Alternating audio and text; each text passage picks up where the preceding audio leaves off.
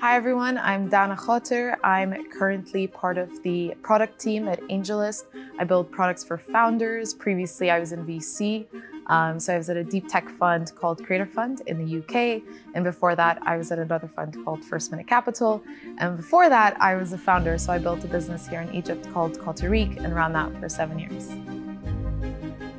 You'll probably hear me say this a couple of times today, but I think it's really listening to the customers. So listening to users, understanding what users want, and really building a product that users want, I think is the most important thing in terms of building a successful startup. Of course, it starts with the idea, but I think from there, the minute you have an idea, you need to go out and test it with users. So there's a book I recommend called The Mom Test. It's a really good book for sort of figuring out how to speak to users.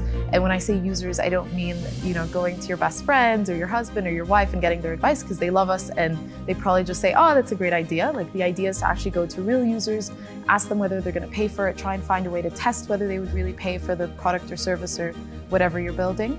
And so in general, I think it's, you come up with the idea first, but then you test it out with users right away. And maybe there's an MVP of some sort where you trial that with users.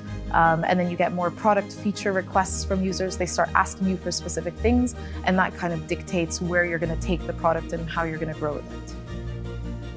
At the end of the day, VCs want what's best for the company and they want to push founders to grow.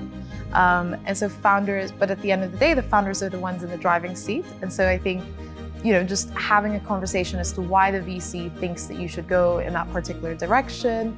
And I think just having the conversation is the important thing, really. I don't think there's one viewpoint that's better than the other.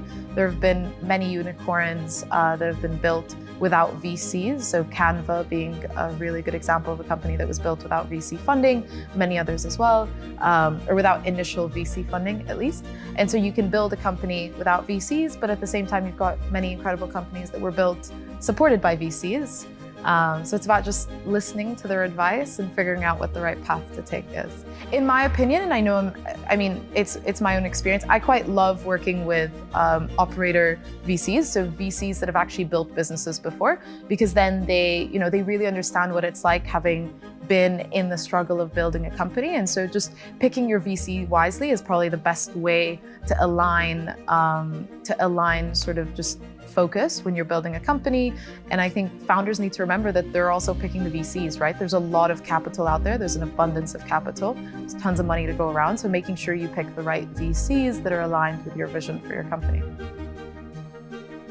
In order to pick the right VC, you need to know what you're looking for, right? So yes, you want money, great. All VCs have money. So then it becomes like point two is like, where do you really need help? So what are your strong suits? Or what are the things that you think you can do really well? And where are the areas where you could use some help? And it's really worth being very honest about where you could use help. So is it connections? Is it, if you're a SaaS company, do you want to be able to sell into big enterprise companies? Is it that you want to be able to acquire users? Are you consumer and doing a direct to consumer play where you'd like to know how other direct to consumer companies have used their playbook? And so I really think it's about understanding what you need from the VC and then really, making it a two-way conversation. I quite hate conversations with VCs where it's a 30-minute call. The first 25 minutes are the founder pitching. And then in the last 3 minutes, the VC says, oh, do you have any questions for us? That's really not fair to the founder because the founder is also making a decision that's really hard to change in terms of which VC they work with. And so I think the best VCs are the ones that leave enough time for founders to ask questions, really allow them and introduce them to other portfolio companies where they can ask questions as well. So just do your due diligence on the VCs, find out how things turned out with some of the companies that didn't work out. So what were the VCs like when one of their portfolio companies failed? How did they handle that? Really do your due diligence. I think it's just really important for a founder to do. I think it depends on region. One of the things is just really being deliberate about culture. I feel just as we've started to have a lot more companies being built in the region now, I think there needs to be more of a focus on culture. So how do you build a team? How do you onboard team members? How do you think about compensation? How do you think about perks and benefits? How do you think about retaining a team? Because ultimately hiring is going to be really difficult, but now with the influx of capital and the influx of startups, people are poaching candidates all the time. And so the question becomes, how can you actually retain your team members And that goes back to culture.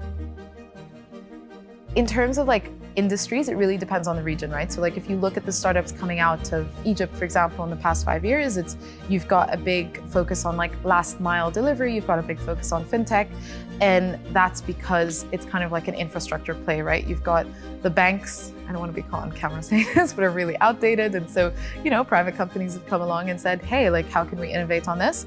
So I think the hottest industries here are very different from like in Silicon Valley right now.